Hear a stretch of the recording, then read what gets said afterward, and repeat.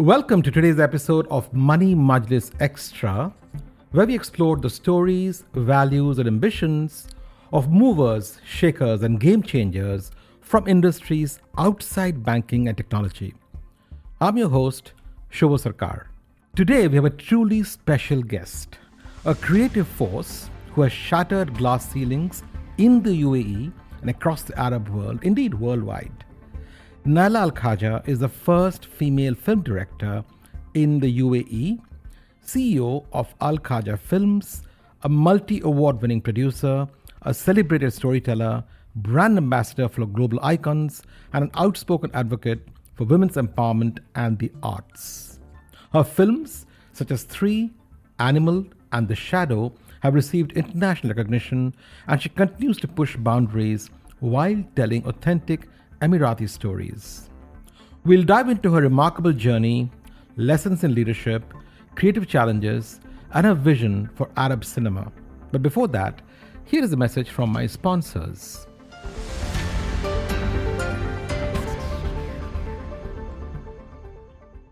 Money Majlis is proudly supported by Now, the premier crypto-as-a-service provider, now building in partnership with the top financial institutions in the Middle East. Discover more at aquanow.com. Money Majlis is brought to you by E&, a global technology group. Money Majlis is brought to you by Intellect Design Arena, driving digital adoption in banking and insurance. Money Majlis is brought to you by Live Digital Bank, powered by Emirates NBD. Trust and innovation combined. Money Majlis is brought to you by Network International, the leading digital payments technology company in the Middle East and Africa.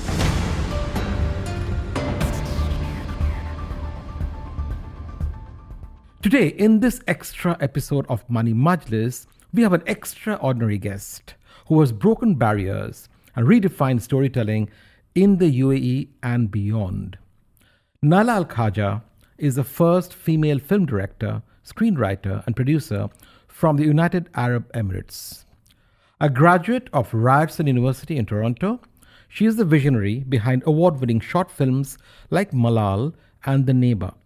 Her debut feature film, 3, premiered in 2024 at the Red Sea Festival and made history as the first Arabic film to use AI for voice localization in Mandarin.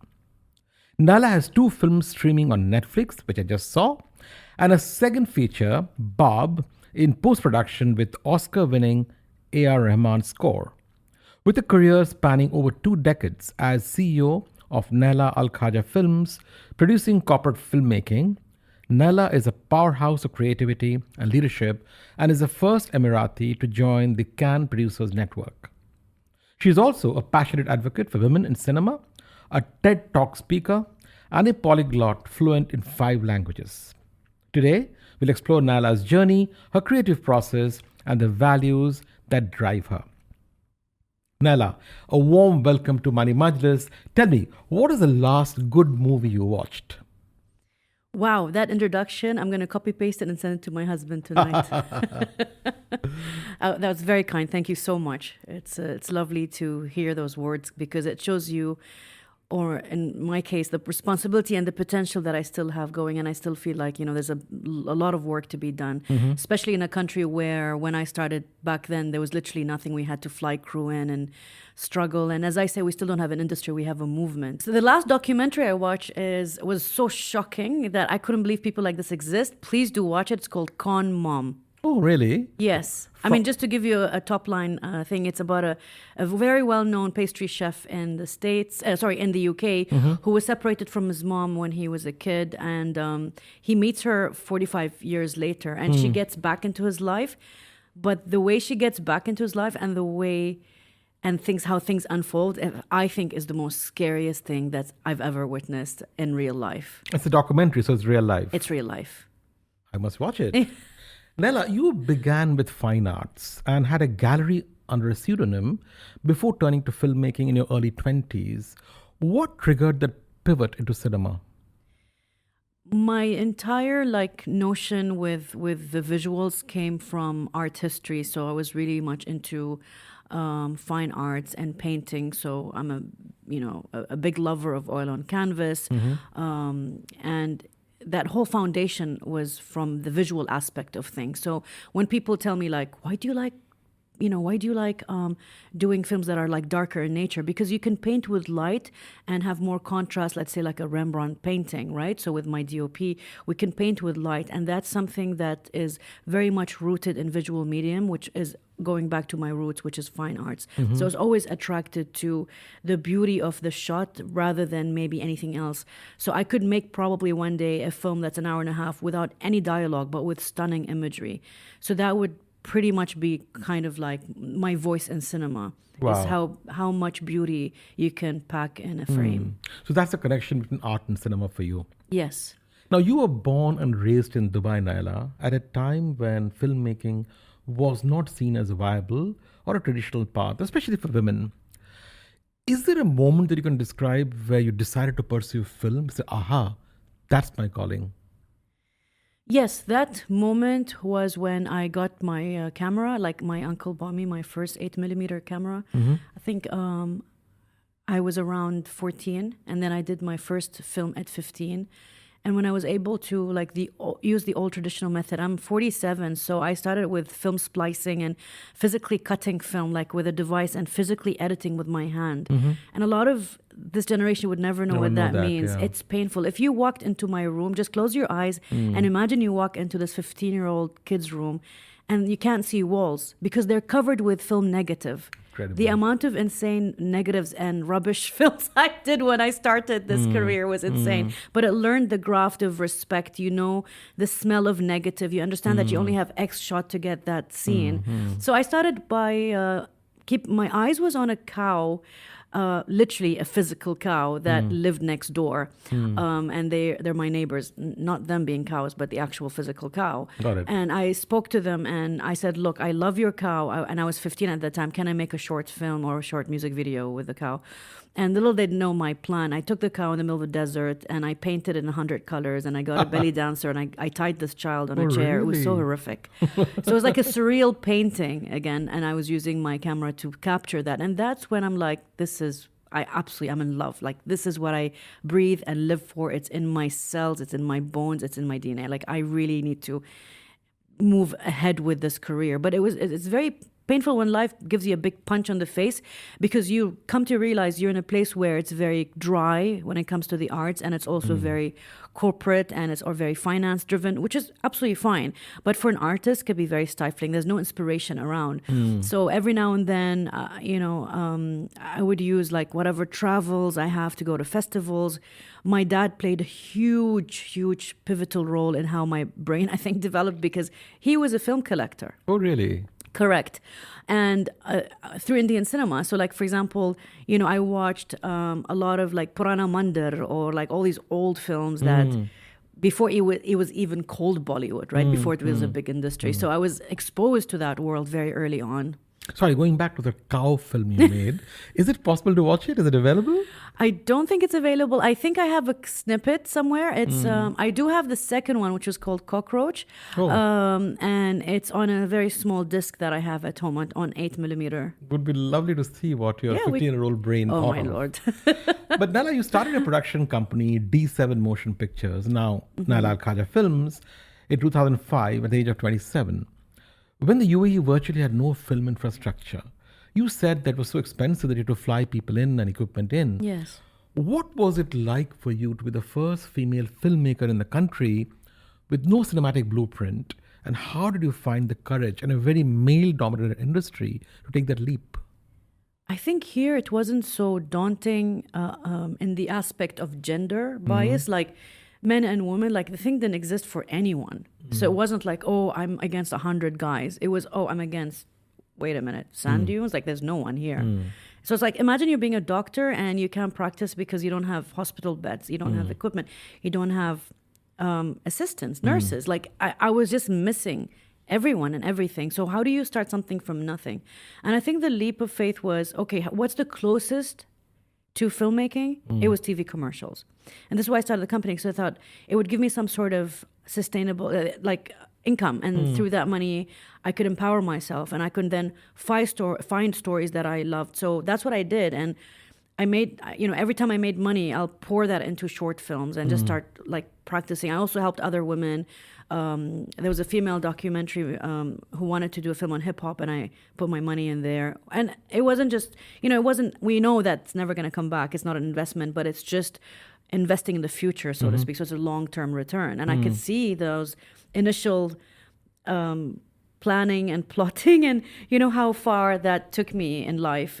I still think it's very slow because, again, it's a territory where it's quite virgin in its components. But I really believe that those early steps and everybody along the way who has been incredibly either destructive and supportive, both people, have actually shaped the person I am. And now I feel like I'm just about to play, which is so much fun. Like in my 40s, like this is where I now I'm like, oh wait, that moment, I get it. I get the industry.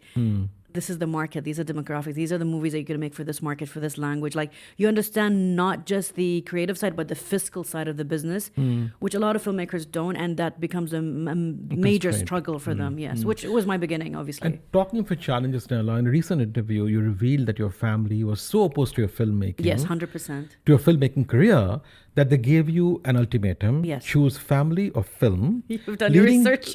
Leading to a 5-year estrangement. Is that right? Is that it's correct? 100% correct. How did you navigate that emotional and financial isolation? And what kept you focused on your dream? I think at that time I was a bit of a rebel. I blocked. I wasn't not a very sensitive, emotional person. Like I am more now. I think being a mother has expanded my heart. How old were you then when this happened? 28. Okay. 28, around 28, 29. Because I remember that there was a 29 up to 34. I was completely ostracized, and it was like either choose film or family. I'm like, I want to choose both. Why can't I choose both? Why does this have to be a threat or an ultimatum? It makes no sense. And it's not like I'm going out there shooting, 18 plus, I don't know, material that can be very provocative. It's nothing. Like at least look at the stuff I'm doing. But there was just no debate. And I believe that comes also from two very distinct things, like especially for females. And I'm probably speaking not just for myself, but a lot of Asian women. It's the industry has such a bad reputation. There are a lot of taboo topics around it, And I was very young, and they're like, she's too wild, and it's too dangerous. Like Nayla and that industry, like wow, that's like fire. So there's that one component in which my parents were so worried about, and the second component is obviously family pressure. So we live in a fabric where if you come from a tribal place, like they put so much pressure, like. How could you let your daughter do that? Like, so, like, you raised her to be this. There's all these whispers from aunties and cousins, and they're under this social pressure. Yeah. So it's like, that's one component. And then the fear of the industry hasn't helped them. So they gave me an ultimatum. They're like, we can't let her go into what they call the devil's path, like verbatim. But they must be so proud of you now. Your family. They are. It took us such a long time. My mom, bless her soul, went through a really horrible storm.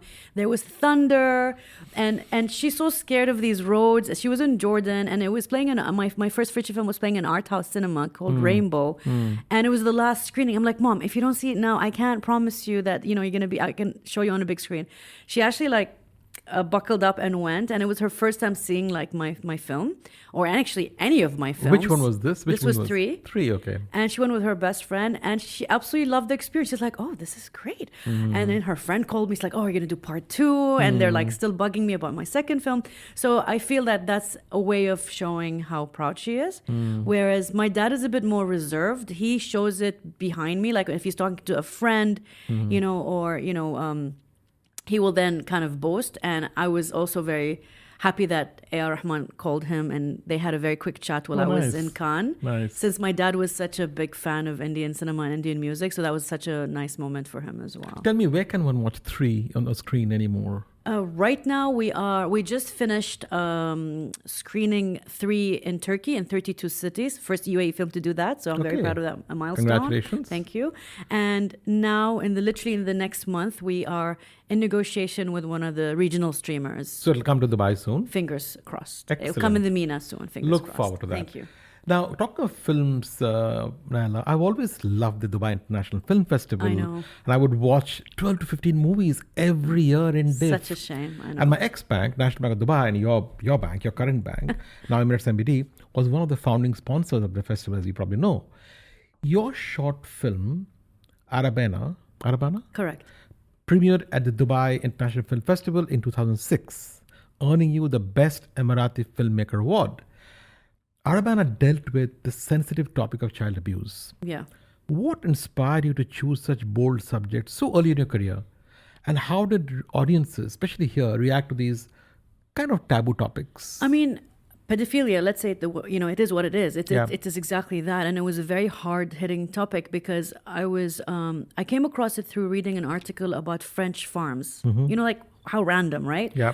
And the families that lived in the farms discovered that the bigger the farm, the higher the chances that a child will be molested by the house help. Oh, really? Yes, and the gardeners, because of the space. So I thought, how interesting. And then I kind of linked that with the sizes of houses here in Khawanij and Zaid and other rural, like further areas where it's where people have farms. So I'm like, wouldn't it be interesting to kind of tap and shed light into this topic to say, you know what, sometimes folks, even if you're the best parents on the planet, sometimes harm is inside the parameters of where you live and not outside. So I looked and I scouted for houses that have that kind of architecture. So I found one in Khawanij where it's actually kind of like farm/house. And I was able to film there with a story that took place. It's quite dark, but one thing that happened that was so interesting, the minute the film screened, I got UNICEF to support me because they wanted to do like a tour with the film.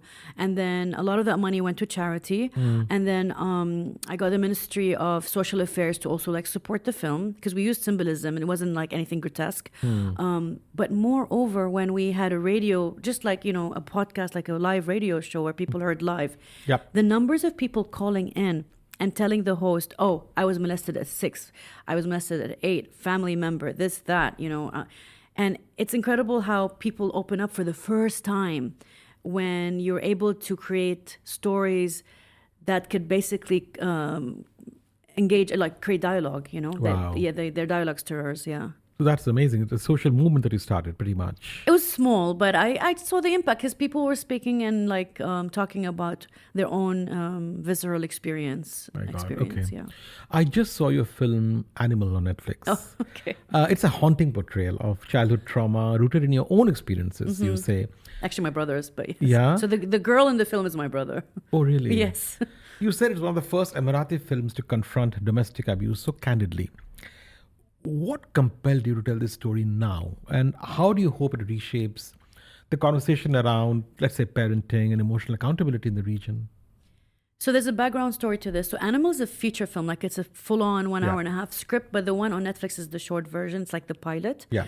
And the script was part of the IWC it was nominated by IWC with Kate Blanchett and everybody else. So it was picked after 40 scripts. It was like 3 top scripts. So I haven't done that film yet because I'm not ready. So kind of linked to your question because But you will do it one day. One day. It's too sensitive. It's too early. I'm not even sure if I want to do it because it does portray one of the parts of the family members as like really demonic. You know what I mean? And I don't know if I'm ready to do something like that. It feels a bit exploitative, although it's really about coming of age. Maybe I find another angle because there's just so much meat on the bone. But with Animal, the one that you've seen, when my brother saw it for the first time on a laptop at home, he slammed it so hard and he broke into tears and he told me to get out, like in a very polite way. And he's like, give me a minute. And then later on, he's like, you didn't even ask me. I'm like, I'm so sorry. It's not even out yet. And he's like, thank you. So he felt like it was very therapeutic. He's like, you literally took me back on that darn table, and I really went through those feelings and that look that the father gives her. He goes, wow, like, why did you do this? But he spoke about that it actually happened to him. Oh my God. Yeah, exactly. So you'll only understand, guys, if you watch it on Netflix, called Animal, not the feature film, the short. So that's what he went through. So I'm glad. I mean, I'm not glad he went through that, but I'm glad we were able to discuss it as siblings and we were able to go through this trauma together to help each other kind of pass through life and use that negative energy into something, I would even go as far as calling it poetic or positive. Nayla, in a 2023 interview with Forbes, you said about the feature film 3, you said, I struggled as a child So I like to tell stories that feel real and reflect my neurotic, dark, and grim childhood, Yes. unquote. How do these personal experiences inform your love for psychological horror? And do people ask you, Nayla, why only dark films? If you're 5 and you're not allowed to cough, because God forbid what's going to happen to you, you run to your room, you put your head under a pillow and cough in the quietest way possible. That's not normal. That's absolutely not normal. So if a child is raised in deep, like that kind of fear that grows like cancer, fast, it creates a child that's insecure, that is terrified, that's always walking on the edge and apologizing just for existing. So I take that and I turn it into film rage, you know? I mean, my brother sometimes jokes about saying, oh, thank God we didn't end up, I don't know, like criminals or snorting or something even crazier. I mean, I'm glad we took both of us. He's very successful. He's super successful. He's like the quieter type. So his media doesn't give him the exposure, but he's a stunning architect. He's beautiful work. So we were both able to take that really grim, I would say, childhood trauma and turn that into for me it's the cinema is my voice, because it gives me the outlet to really express that edgy, raw darkness that we had to endure. And then it also reminds me that there are other kids who have gone through much worse than what we have. But it's always this lingering fear, like it's what I call a very quiet type of fear. This is the worst, because it's inward, it's not outward. Now, your debut feature film 3, which released in February last year, 2024, was the first Arabic film to use AI for voice localization in Mandarin, and it pioneered at the Shanghai International Film Festival. You call this a game changer for Arab cinema. Tell me, AI is a very hot topic now, but why did you decide to embrace technology at this time? And what kind of challenge did you face in implementing it?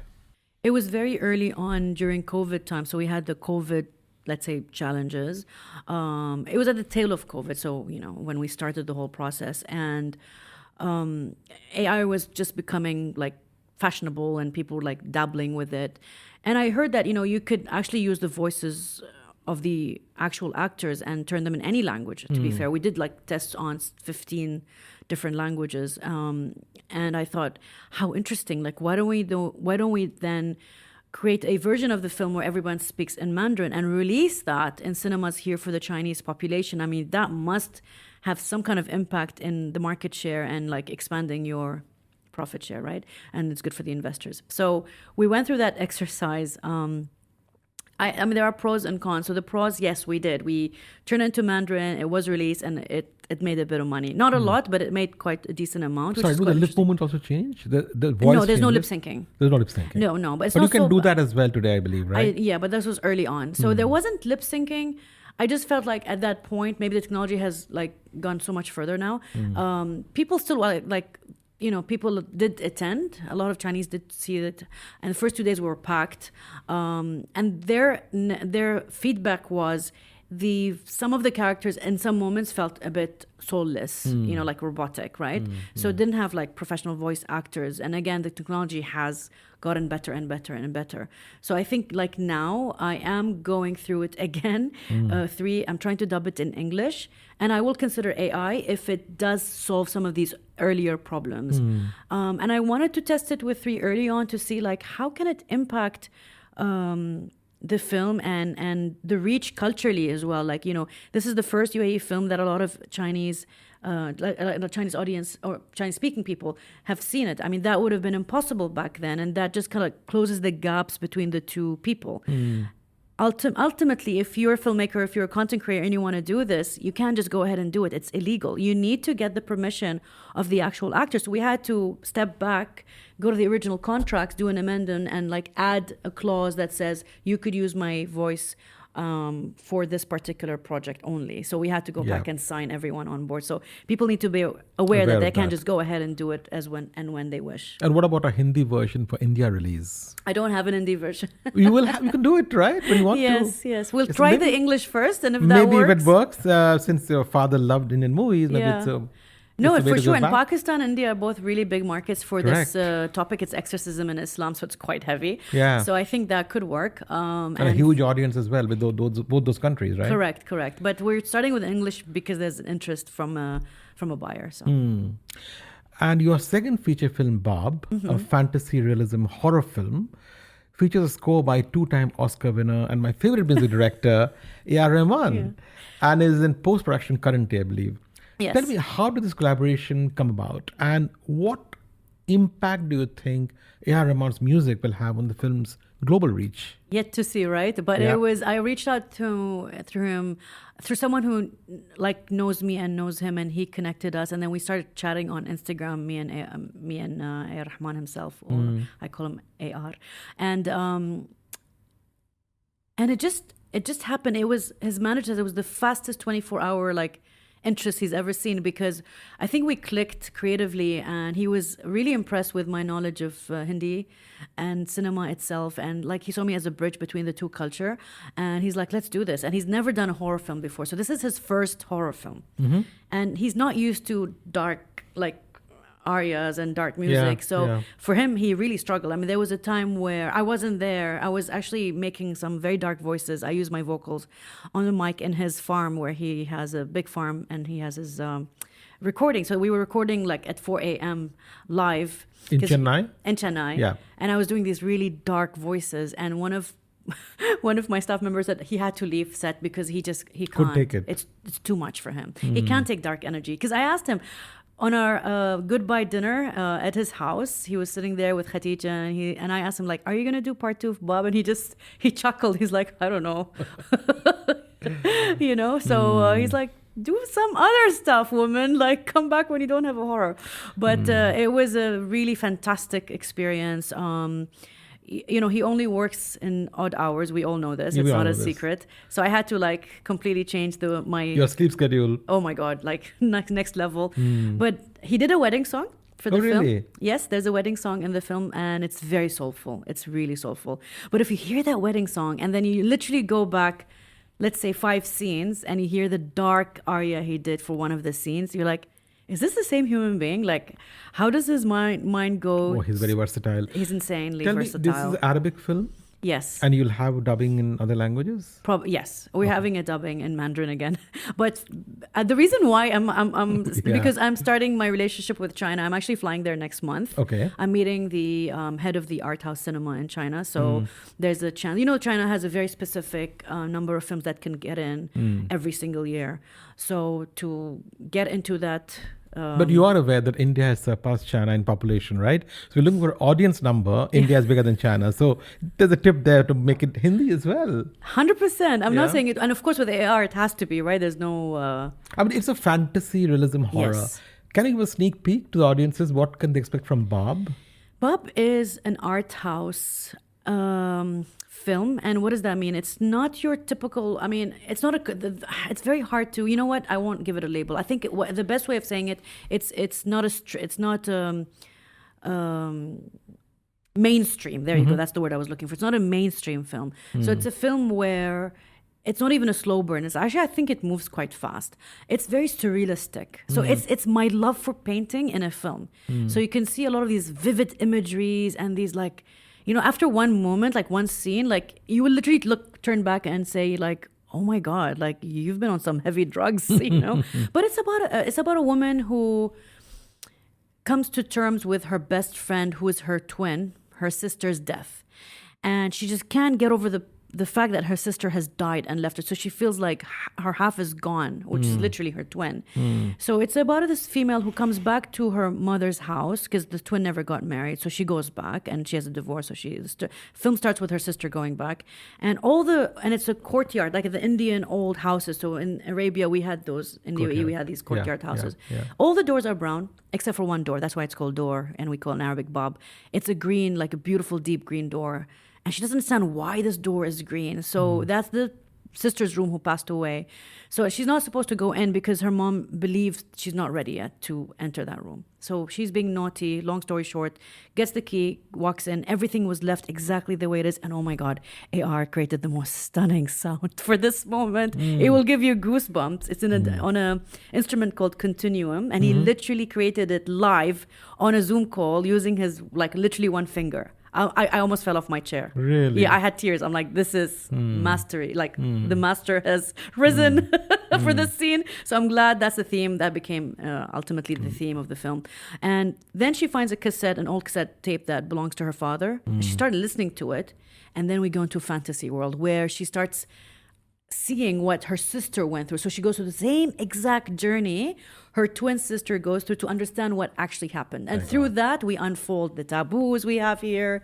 We go through so many layers. You know, there's a political layer, there's a social layer, but it's all done in a very respectful manner. So looking forward to seeing that for sure. Thank you so much. Thank now, you. Nayla, in a 2025 Savoy Fly interview, you said, and I quote, "I'm very keen on mental health because I've seen it destroy families," unquote. This is a recurring theme we see in your work, right? Including Baab. And Baab as Yes. well, yeah? Why is mental health such a driving force in storytelling? And how do you approach such a sensitive topic in a conservative region like MENA? Do you see your films as advocacy, therapy, or rebellion? A bit of both. Like, I like the way you put that question, like a little... If these were like ingredients, we'll sprinkle a bit of each one of them. But a combination of all of them? I think so, yeah. It's very therapeutic, you know? And my husband's like, couldn't you find anything cheaper? Like, this is very expensive therapy, making a movie. Like, you have to raise a lot of money. But in the end of the day, as you correctly said, so like, people get affected by many, many different reasons for mental health, but we never treat it like outwardly. We don't go to doctors. We don't go and speak with therapists because it's taboo. Because I went to a therapist for the longest time. And at the beginning, I was too shy. I would tell people, oh, I'm going to a hair salon or whatever I'm going. And then I'm like, why am I hiding this? There's nothing wrong. Like, you need to be in good shape. You go to the gym. You want your mind to feel better and your soul to feel more nourished. You go to either, if it's a doctor, some people, they go and do detox in Thailand. Some people go to the Himalayas. So whatever that means to you and whatever will give you that peace of mind, do it. And it doesn't have to be such a long process. Like, you can go for 7 days, switch off and come back, and it's such a nice boost. You could look at life very differently, which brings me to the next topic. I'm so excited to be part of a Indian film soon as a producer. Wonderful. So is that the rumor is correct then, that you are producing a Malayali movie? Yes, my first Malayalam film. I am so proud of it. I think Malabaris are, or I don't know if that's the right term to call them, Malayalams. Well, yeah. Keralites. Yeah, let's say. Keralites. Sorry, I don't know if that's a bad way of, because in Arabic it's very different. I really have a lot of respect for them. I think there's a lot of creativity there. They have a knack for filmmaking. They're like the Koreans in India for me. And I presume you traveled to Kerala. Yes, I have. I've actually shot a film in Kerala. Oh, really? Yes. Which Malal one was it? Malal. Okay. It was Malal shot Kerala. it was about a newlywed couple who actually got bored on their honeymoon. Like, the relationship was doomed from day 2. Oh my God. And Okay. that's why it's called boredom. So, you know, I stumbled into this filmmaker and his storyline, and I thought, wow. I mean, it's a perfect marriage. It's like the universe got me the right voice, right script, right timing. It's just beautiful fit. So I'll put some money in the film.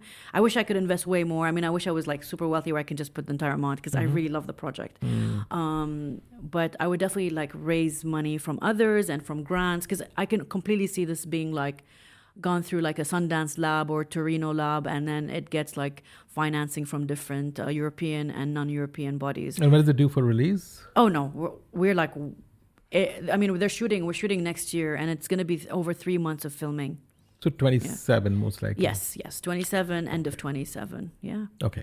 Now this is a good time for a commercial break. Before I break, I want to invite you to visit my website, www.moneymajlis.com, to explore all my past episodes and to choose a charity where you want to redeem your free $50 gift card. There are 6 charities to choose from, and as you know, all profits from this podcast go to these charities. My guest today, Nayla Al Khaja, has chosen to donate her $1,000 Money Majlis gift card to Dubai Cares. Since its inception, Dubai Cares has been working towards providing children and young people in developing countries with access to quality education, It has successfully launched education programs reaching over 21 million beneficiaries in 60 developing countries. Thank you, Nayla, and thank you, Dubai Cares. See you after this short commercial break. The financial world is changing fast. Institutions need to meet the growing client demand for crypto financial services, but they need a battle-tested platform to build upon. AquaNow is a leading crypto financial services platform, powering incumbent institutions to launch crypto brokerage, payments, and remittance services for their clients, securely and at scale. Be part of the transformation. Visit aquanow.com today.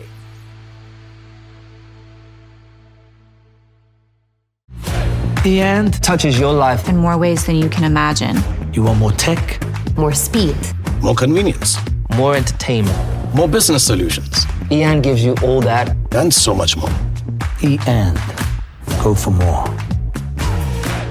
Parents teach their children to talk, to walk, to ride, to read. So why not teach them about managing their money? Introducing the all-new Live Light app, designed to teach 8 to 18-year-olds good money habits. A free and totally secure app designed for them that's always under your control. Top up their cards, set limits, assign tasks, and reward them with allowances. Download the LiveX app to open a Live Light account in minutes, and the first 50 dirham allowance is on us. Visit live.me today. Live Digital Bank by Emirates NBD. Trust and innovation combined. T's and C's apply. Money Majlis is brought to you by Intellect Design Arena. Intellect drives digital adoption in banking and insurance. Leverage emac.ai, the most comprehensive, composable, and intelligent open finance platform for banking and insurance transformation. Intellect Design Arena. EAN touches your life in more ways than you can imagine. You want more tech, more speed, more convenience, more entertainment, more business solutions. EAN gives you all that and so much more. EAN. Go for more. Money Majlis is brought to you by Network International, the Middle East, and Africa's digital payments champion. We make business happen and economies prosper by simplifying commerce and payments. Trusted by over 250 banks, fintechs and telcos, and 130,000 merchants in over 50 countries. Bringing you tomorrow's payment solutions today. Welcome back. Nayla, apart from all the Arabic dialects you speak, I believe you speak 5 languages. It's a rumor. It's a rumor. It's a rumor? Tell us what are the rumors suggest? What are these 5 languages? So obviously Arabic, my mother tongue, English, whatever I can muster, Hindi, not Urdu, although I know a lot of Urdu words because of my knowledge of Persian, which is Ajami. Yep. And then the last thing is Italian.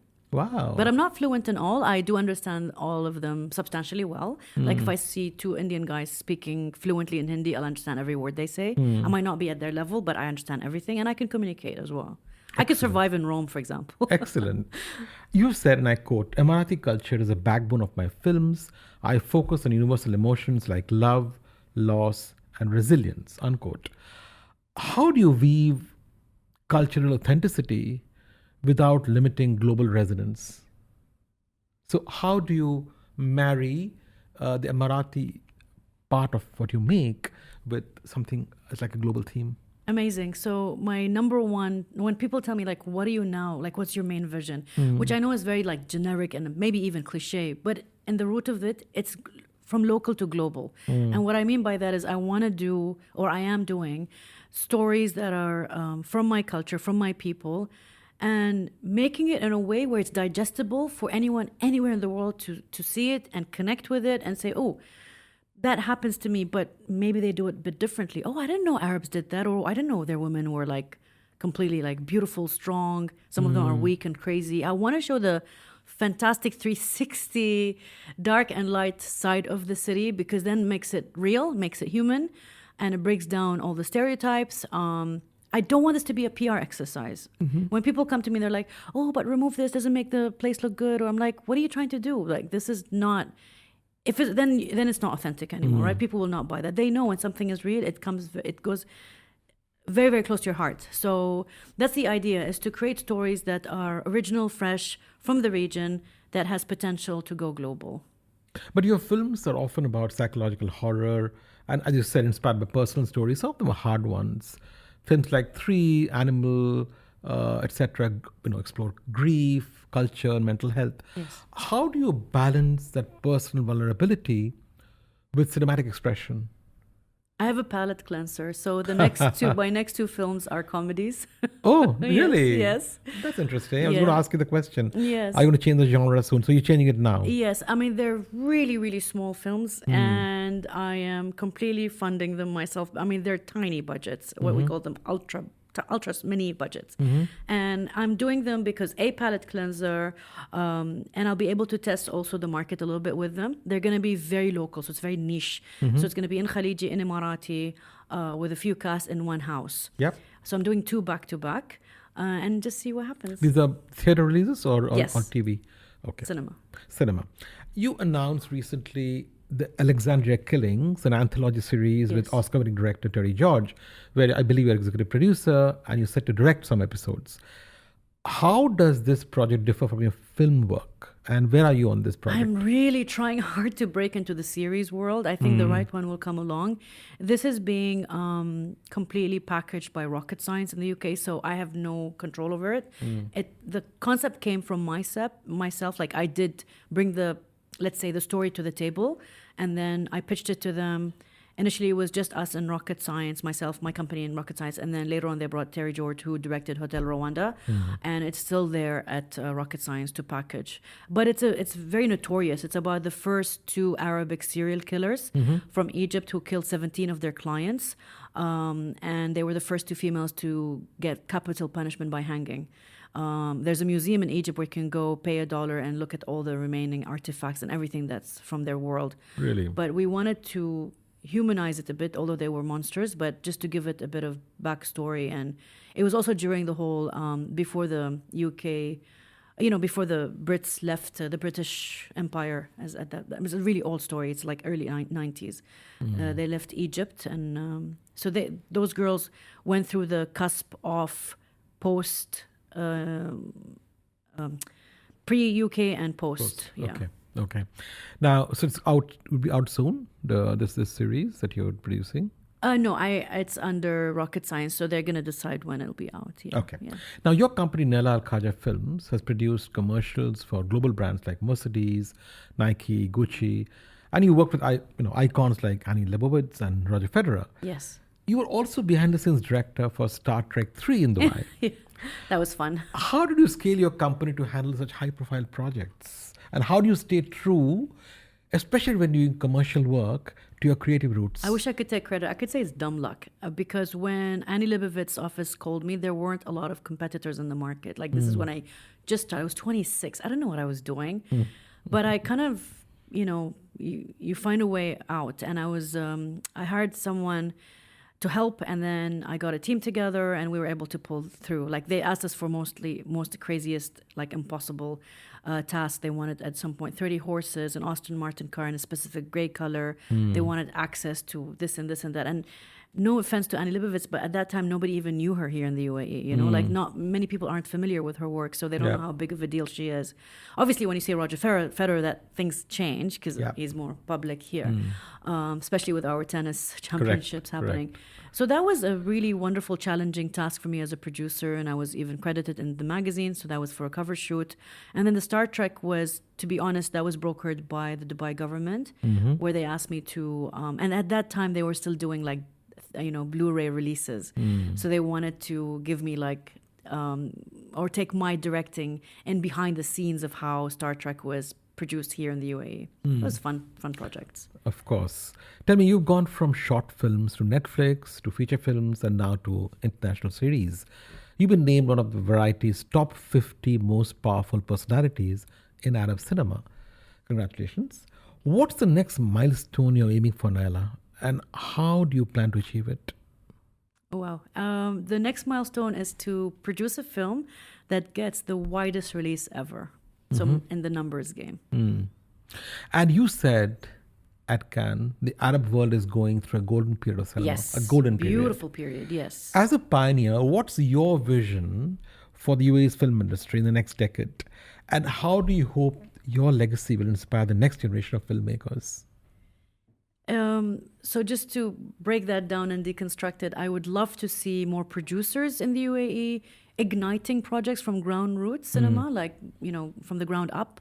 I'd love to see the government take bold initiatives where they introduce grants and grants for everyone, not just for UAE nationals, but also for expats. Of course, they will come with prerequisites, like maybe they have to shoot here, or maybe the themes need to be Middle Eastern. But nevertheless, if we can see 5 or 6 movies being shot in the UAE on a yearly basis that are actually UAE films, that's going to start driving us closer to becoming an industry as opposed to a movement. Because right now, the numbers are so minute, like it's embarrassing. Like something needs to change, honestly. I think cinema is not taken as priority at the moment, and that needs to change. You are also the mentor and founder of the Scene Club in the UAE. Now, I believe 22,000 members, right? 22,000 registered members. Registered correct, members. Yes. What's your vision for grassroots film communities in the UAE? What gap did you see in the Dubai cultural scene that made you found the Scene Club in 2007, I believe? And how do you see audience tastes changing today? So I ran that club for 10 straight years. People met there, got married. Oh, really? Yes. It's a beautiful community. We were successful in creating a stunning community. We met twice a month for 2 different, like every month we would invite best films from international festivals, invite the director. Emirates Airlines sponsored those directors. So it was a wonderful initiative. Unfortunately, it had to come to an end because it was taking so much of my time that I wasn't able to do what I love most, which is make films. So I'm like, it was also hard to delegate because it was such a personal and intimate endeavor that you can't just pass it on in that way. Otherwise, it becomes very like dry. And then we had to. Also, yes, there was also another policy that came through where it got harder to keep films as they are without cutting them. So I'm not going to ever do that to anyone's integrity. I'm never going to censor. So I think the censorship also kicked in harder at that point. And I'm like, okay, so the universe almost like telling me, I think it's time you stop. You've given it 10 years. It's non for profit. We gave a lot back to the community. And I'm very proud of that phase. Then my wonderful friend, Buthayna Kadhim, was able to take over. She has physically opened the first art house cinema in the Gulf called Cinema Aqil. At Sirkal Avenue, so people can still go there and watch independent films. I go there very often. Yeah, so I'm glad that that's continued that way. Now, tell me, talking of theatres, the UAE box office in 2024 hit 800 million dirhams in terms of revenues, with over 15 million tickets sold. It looks like the film economy is booming under Vision 2031. How do you see yourself as part of that growth? But the question is, from that number, how much of that is Emirati? Yeah, that's a good question. Which is, I would say, less than 1%, which is really sad and scary. This is wrong. There has to be a solution for this. And when I mean Emirati, I don't even mean UAE nationals. I mean anyone who's living here. Look at the number of nationalities. Look at the stunning locations we have. We barely have rain, so you can shoot anytime. Of course, people can argue and say it's super hot in the summer. But, there are ways where it is bearable, and you can start, let's say, November all the way to maybe April, where you have a big window where you can shoot. Yes, you can argue and say it is expensive, but Abu Dhabi, for instance, giving from 35% to 50% cash back. And you don't have to shoot everything here, but you could also shoot 40% here and something else, and then somewhere else. But then, yes, it needs to be incentivized, and this has to be a government on a federal level initiative, where either it's cashback or tax breaks or having treaties, let's say UAE with India, where we can do co-treaties and take advantage of that. So if I hire an Indian DOP, then I don't have to pay the full amount here. There are ways of doing it where it makes financial sense for the filmmakers. And in the end, you'll have more films for the cinemas to actually buy. And then, like, for example, in Egypt, a lot of people don't know this. If it's an Egyptian film and it's independent, the cinema must keep it for 2 weeks, even if not one person goes in, just to give the film a chance. We don't have. We need to have similar strategic moves here that will not, I would say, break the bone of the cinemas back. I mean, they make a killing from us because honestly, you build the house, you own the house, but everybody else takes part of that house. You're left with a doorknob if you're lucky. Same thing. Like, this is the most upside down business on planet Earth. Makes no sense. So as a filmmaker and an investor, you put all your stake, hard work, sweat. The film is ready. Cinema. I mean, let's talk numbers. Sales agency will take 25%. The cinema distributor will take 40%. Then they will. Then as soon as they'll recoup, and then you get your money after they also recoup their P&A, which is the marketing budget. Yeah. So by the end of it, you're probably looking for every $3, you're probably getting 70 cents. Really? Which, if you think of it, should be the other way around. You're the one who took all the risk, but they're taking all the gain. So at least for independent cinema, the government can do something for us. Because I understand for your Supermans on those Marvel films, they don't care. This is like a tiny dot in the ocean. Yeah. They have the whole world. But for us, this is the whole world. This is the whole world. And talking on the government, Nayla, do you lament the demise of the Dubai International Film Festival? It was one of my most favorite times of the year. I miss it so much. Any chance we can get it back? You know, that's a fair question. And I mean, if you're listening and you have the power to do that, please do. Because we really miss having a festival. Right now, we are all going to KSA, Red Sea. Doha started their first edition this year, Doha International Festival. It's new. Yeah. Also, the Red Sea Festival in Saudi Arabia. That's the one I meant, correct. The Red Sea is in December, correct. Yeah. And I'm also looking at other festivals. For me, of course, because I'm in the genre section, Stitches, which is super famous and one of the number one, to be fair, horror fantasy festival in the world. It takes place in Spain, so I'm not going to complain. And then for this year, I'm also looking at Tokyo and other festivals coming up. But yeah, we 100% miss that vibrant film festival scene. If not Dubai, Abu Dhabi, maybe Iraq between the mountains could be stunning. Who knows? Someone can do Let's this. hope somebody's listening. Yes. Nayla, you said burnout almost made me quit more than once. Looking back, what's the one lesson, personal or professional, you would press young filmmakers to internalize early on? Please volunteer. I keep saying this over and over. To understand yourself, understand the business you're getting yourself into.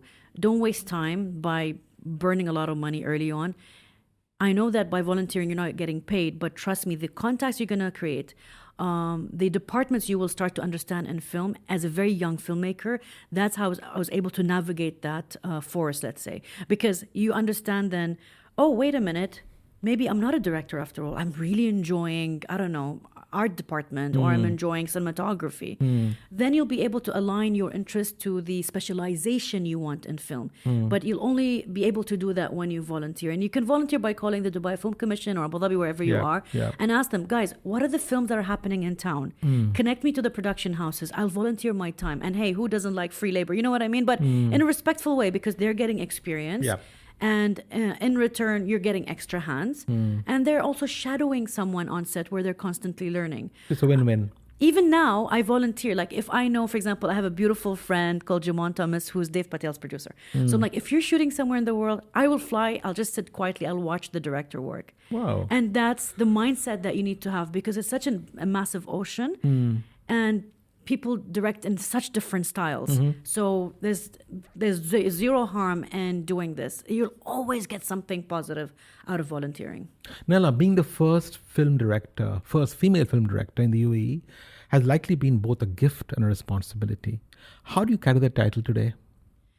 It doesn't mean much as I want my film or a film that I do create a big ripple. You asked me earlier, what's your goal? And that goal is the wide release, the impact, to see that in 50 plus countries, or a worldwide streamer, where we know that there'll be 1 million of eyeballs. So it's not just the airlines, but the cinemas and the Netflix. It's how that film will cause an echo worldwide. I mean, that's the biggest goal. And I think for me to do that, I'll have to tap into my vulnerability and the film that scares me the most, which is probably Animal, the feature film, Inshallah. Which I'm not ready for that. Coming soon, inshallah. It's too raw. My last question, Nayla. What's the story you haven't told yet, but deeply want to? I think the story I haven't told yet, deeply want to, is Animal, the same one. Okay. Yes. And that's the feature film you'll make. That's the feature film, yes. All right, Nayla, let's switch gears for some fun rapid-fire questions to get to know you better. Quick answers and no overthinking. Oh, God, okay. What's your go-to creative ritual before filmmaking? I zone out for 3 days. I do a lot of yoga and basically lots of, not showers, but bathtub, immersing in bathtubs. It's very healing. Okay. I know I said one word, sorry. No, that's I'm not okay. a woman of one word. That's fine. What's the last film that made you cry or laugh? The last film that made me cry and laugh is Con Mom. Oh, okay. Coffee or karak? Which fuels to Reddit? Coffee. Dream Hollywood actor to cast in a Nayla Al Khaja film? Daniel Day-Lewis. Favorite Bollywood movie? Lagan. Oh, I love that too. If you weren't in film, what career would you pursue? Painter. Wow. Favorite horror film? One that you'll never watch again? Rosemary's Baby. One Emirati dish you would serve A.R. Rahman on set? Jashida. Oh, really? It's very controversial. It's stunning. It's basically ground like baby shark in lettuce or Wow. rice. Most surreal moment on set? It's when a man out of nowhere stepped out of the forest in Kerala, and he was wearing no slippers, and he had like leeches all around his feet, God. dripping blood, and he had an incest like smoking, and he smoked my camera and me and everyone right in the middle of a scene that we were doing, and he just looked at me in the eye so deeply, and he said, "God bless you," in his language, and because I asked for the translation, and he just went back into the thick forest, and we never saw him again. I almost felt like it was a ghost. Oh my God. Favorite place in Dubai to unwind after a project? I would say Qudra. Okay. And finally, one word to describe your directing style. Calm but menacing. Wonderful. Nayla Al Khaja, what an inspiring conversation, from overcoming family resistance to becoming UAE's first female filmmaker, to pioneering AI in Arab cinema and collaborating with global greats like A.R. Rahman. Your journey is a testament of courage, of creativity, and of leadership. Thank you for sharing your extraordinary story and for paving the way for future filmmakers. And thank you also for your contribution to Dubai Cares. To our listeners, if you're as inspired as I am, check out Nayla's films The Shadow and Animal playing on Netflix, and keep an eye out for Baab and the Alexandria Killings. Follow her on LinkedIn for insights into her creative process and advocacy work. And thank you for joining Money Majlis with Nayla Al Khaja. It's been a powerful conversation about art, identity, and impact. Money Majlis is proudly supported by Now, the premier crypto as a service provider, now building in partnership with the top financial institutions in the Middle East. Discover more at aquanow.com. Money Majlis is brought to you by E&, a global technology group. Money Majlis is brought to you by Intellect Design Arena, driving digital adoption in banking and insurance. Money Majlis is brought to you by Live Digital Bank, powered by Emirates NBD. Trust and innovation combined. Money Majlis is brought to you by Network International, the leading digital payments technology company in the Middle East and Africa.